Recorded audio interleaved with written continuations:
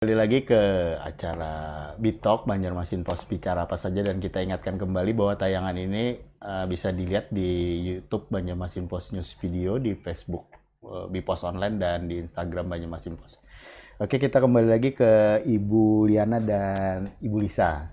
Ibu Liana ini yang untuk di Dinas Pendidikan sendiri kan untuk bagaimana sih untuk partisipasi sekolah dan bagaimana usaha yang dilakukan di Disdik untuk yang mungkin ada yang putus sekolah atau yang ada kendala masalah mereka bersekolah kan sebenarnya kan dalam pendidikan ini kan sebenarnya sudah digratiskan kan sebenarnya juga. Nah, betul. Bagaimana sendiri dan apa sih yang diberi bantuan mungkin bagi yang kurang mampu untuk di Kabupaten Banjar sendiri Jadi untuk peningkatan partisipasi sekolah ini, setelah kami analisa, mereka ada beberapa alasan.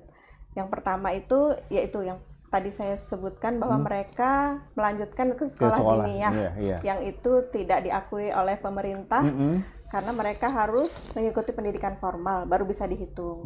Nah itu kalau alasannya seperti itu, maka pendekatannya adalah melalui bidang PAUD dan kesetaraan. Kami dekati pondok-pondok ini dengan memasukkan pendidikan kesetaraan, program paket A, paket B, paket C di sekolah tersebut.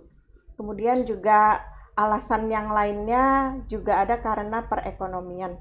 Artinya mereka tidak cukup mampu orang tuanya begitu, sehingga harus putus sekolah, membantu orang tuanya bekerja dan semacamnya.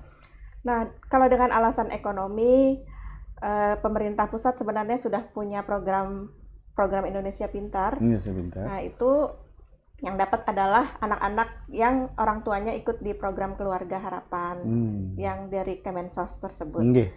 Hanya saja di lapangan ternyata ada juga keluarga-keluarga yang tidak mampu yang belum terdata di data Kemensos tersebut. Nah, mulai tahun 2023 ini kami mencoba untuk mengayomi anak-anak tersebut yang berasal dari keluarga tidak mampu ini dengan bantuan beasiswa. Ya, baik dari PAUD, SD dan SMP. Untuk PAUD 250.000 per orang. Berapa jumlahnya? 200 anak yang terdata. 200 anak, kemudian terdata, iya. Untuk jenjang SD 1.333 siswa dan jenjang SMP 75 orang. Jadi baru kita mulai di tahun 2023 ini. 23 Bu ya? Iya, mudah-mudahan memang bermanfaat dan mencegah mereka ini untuk putus sekolah, sehingga mereka terus melanjutkan sekolah dengan bantuan dari pemerintah daerah. Jadi walaupun sekolah gratis sudah Bu ya, kemudian dari pemerintah sendiri, dari Dinas Pendidikan Kabupaten, Dinas Kabupaten Banjar juga memberikan beasiswa Bu ya, kepada mereka yang tidak mau. Artinya sebenarnya tidak ada alasan nih untuk tidak sekolah nih. Sebenarnya tidak ada alasan tidak mampu. Iya, tidak mampu. Semua harus tetap sekolah. Tetap sekolah. Memang sekolahnya gratis. Cuma orang tua ini kadang-kadang perlu biaya transport seperti itu, atau beli seragam. Jadi itu juga dibantu lagi nih Bu ya, dari istilahnya. Dari dana yang beasiswa ini bisa digunakan untuk membeli seragam atau transport atau uang saku anak-anak. Iya, betul.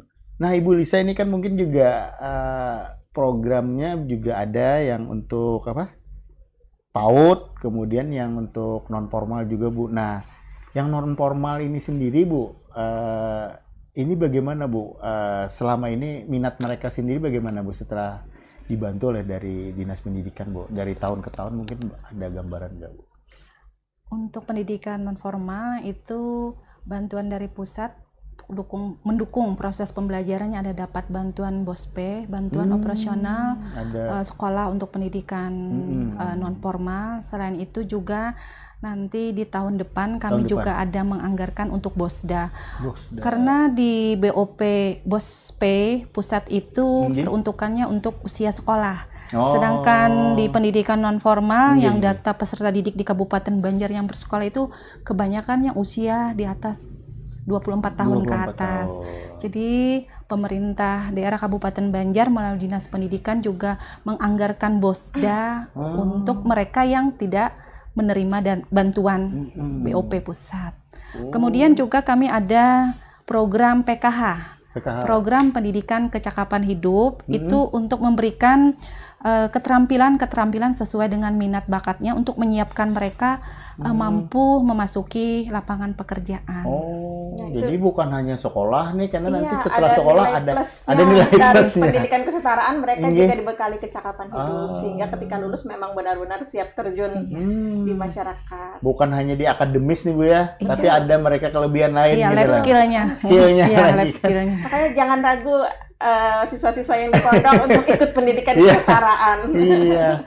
Bu, kalau yang untuk kan juga ada yang mungkin sudah lama nih kan, misalnya sekolah mereka sudah putus sekolah sekian tahun, tapi mungkin mau ikut paket kan Bu. Nah ini kan paket juga lagi banyak kan nih biasanya peminatnya juga. Oh nih katanya saya juga mau lanjut sekolah, mungkin orang-orang tua atau ya bisa dibilang sudah mulai tua lah gitu.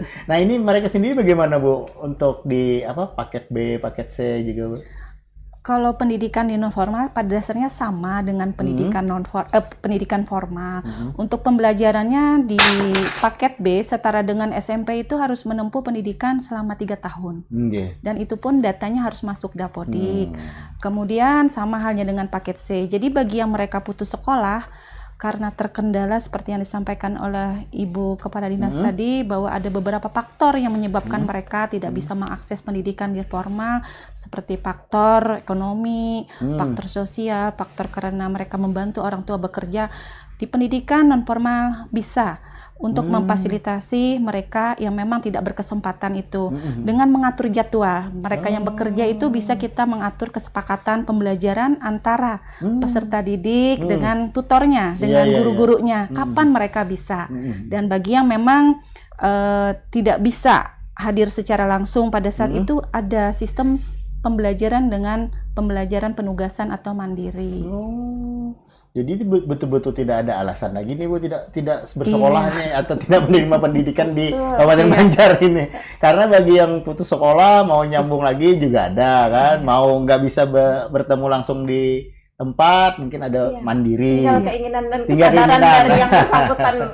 Kalau kami siap menampung, siap menerima dan siap mensupport seluruh masyarakat Kabupaten Banjar yang memang ingin terus melanjutkan sekolah. Jadi yang masuk pondok juga jangan khawatir. Oh, ini nanti ijazah kami bisa beda nih. Ini bagaimana menemukan ijazahnya yang bisa diterima di tempat lain kan? Ini bisa lagi di distrik juga bisa upayakan lagi. Ijazahnya sama setara tadi ya.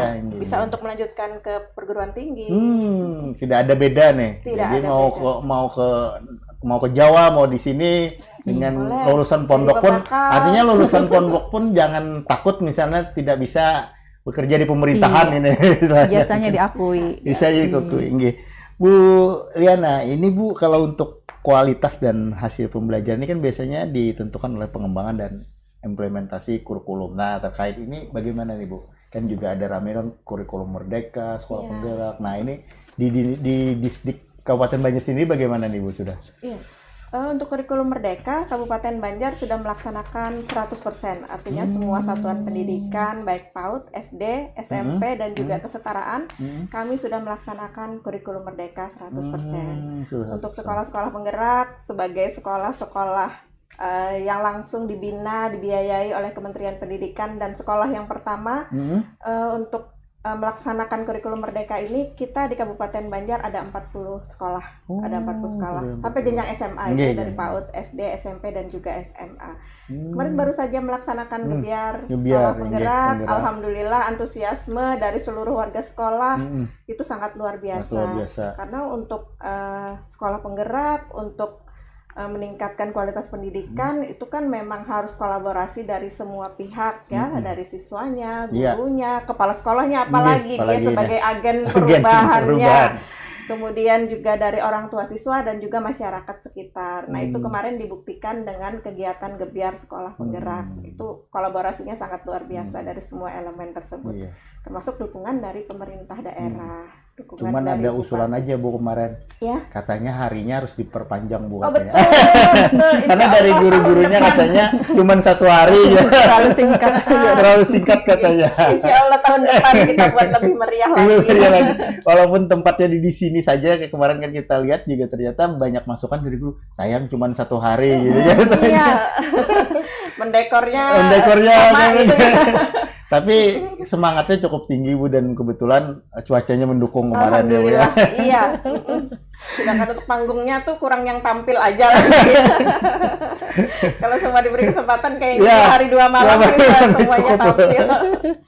Nah Bu, ini juga kualitas pendidikan kan Bu sekarang juga harus terpenuhinya kuantitas dan kualitas guru nih bukan? Jadi tidak hanya ini. Dan bagaimana nih Bu untuk Dinas Pendidikan sendiri untuk memenuhi kualitas terpenuhinya kuantitas dan kualitas guru ini Bu? Kalau untuk pemenuhan kuantitas itu kita beberapa tahun ini sudah membuka lowongan P3K untuk guru dengan besar-besaran gitu ya. Artinya untuk pemenuhan kebutuhan guru, insya Allah tahun ini mudah-mudahan kalau semua formasi terpenuhi itu sudah cukup sampai ke tahun 2024 dan sekarang sudah dalam tahap pendaftaran. Nah, mudah-mudahan lah karena kita yang paling banyak kurang itu adalah guru olahraga. Guru olahraga. Tapi kalau untuk formasi yang paling banyak dibuka adalah guru kelas untuk tahun ini. Kalau guru lainnya sudah cukup lah, hanya tinggal sedikit saja memenuhinya. Yang mudah-mudahan terpenuhi semuanya tahun ini. Kemudian sedangkan untuk kualitasnya peningkatan. Kita dilihatnya dari jumlah yang sudah melaksanakan PPG. Yang sudah bersertifikasi. Sertifikat itu kan menunjukkan kualitas dia sebagai seorang guru. Nah, ini sudah 4.000 lebih. Guru Kabupaten Banjar yang sudah memiliki sertifikat, kemudian juga dukungan pemerintah daerah ini sangat luar biasa. Ketika PPG dalam jabatan untuk guru yang umum itu tidak boleh dibiayai pemerintah daerah, memang tidak boleh, harus panggilan dari Kementerian Pendidikan dan Kebudayaan. Sedangkan untuk PPG guru agama ini boleh dibiayai oleh pemerintah daerah. Jadi dalam 2 tahun ini Kabupaten Banjar sudah membiayai 200 lebih guru agama untuk melaksanakan PPG. Jadi ada 200 tambahan guru yang bersertifikat dalam 2 tahun ini di Mapel Agama Islam. Nah ini juga koordinasi dengan Kemenak lagi. Ya alhamdulillah bagus lah kita koordinasinya. Ada harmonis Bu ya. Harmonis. Jadi beberapa kali ini kan yang untuk yang masalah yang berhubungan dengan Kemenak ternyata ini masih bisa bola kolaborasinya alhamdulillah lancar ya. Kita tidak bersaing. Biasanya kan ribut nih Bu, istilahnya biasanya kan ini urusannya Kemenak sana urus Kemenak. Oh ini kami di sini umum biasanya kan kayak gitu Bu kayaknya. Sekarang ini di Kabupaten Banjar alhamdulillah bisa Bu ya. Alhamdulillah karena untuk mencapai angka rata-rata lama sekolah itu pun harus kolaborasi. Di mana mungkin desa yang tidak bisa dipenuhi oleh sekolah yang sekolah umum atau sekolah negeri itu bisa diisi oleh sekolah-sekolah yang dari Kemenak. Mungkin juga Bu, mungkin juga nih Bu ya, karena dari istrinya pimpinan ini kan sarjana pendidikan juga ini Bu. Ada agak connect sedikit ini Bu, mungkin karena backgroundnya dari orang pendidikan, mungkin masalah pendidikan ini kayaknya lebih diperhatikan gitu loh, mungkin diperhatikan tapi bukan berarti menyepelekan yang lain ini, tapi kayaknya pas gitu loh Bu, ini klop gitu. Betul, nyambung jadi. Apalagi beliau S1-nya PAUD. Iya gitu loh kan, jadi seperti acara kemarin hari jadi juga PAUD juga lumayan kelihatan gitu kan Bu, juga wajar dong kalau ibunya mungkin dapat penghargaan juga di tingkat nasional ini Bu.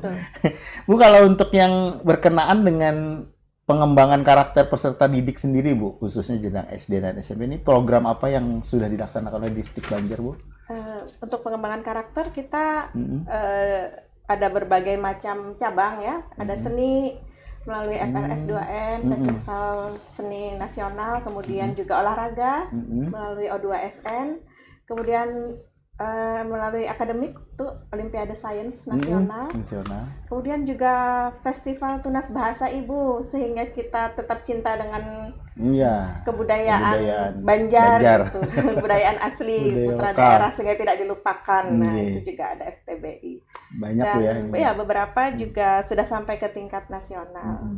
Mudah-mudahan nih terus berkembang dan bisa dipertahankan nih Bu untuk sejumlah penghargaan di Distrik Kabupaten Banjar nih Bu. Nah, nanti kita mau kupas sedikit juga nanti untuk penghargaan-penghargaan apa saja nih yang didapat oleh Distrik Banjar, tapi kita jeda iklan dulu. Download Tribun X sekarang. Menghadirkan lokal menjadi Indonesia.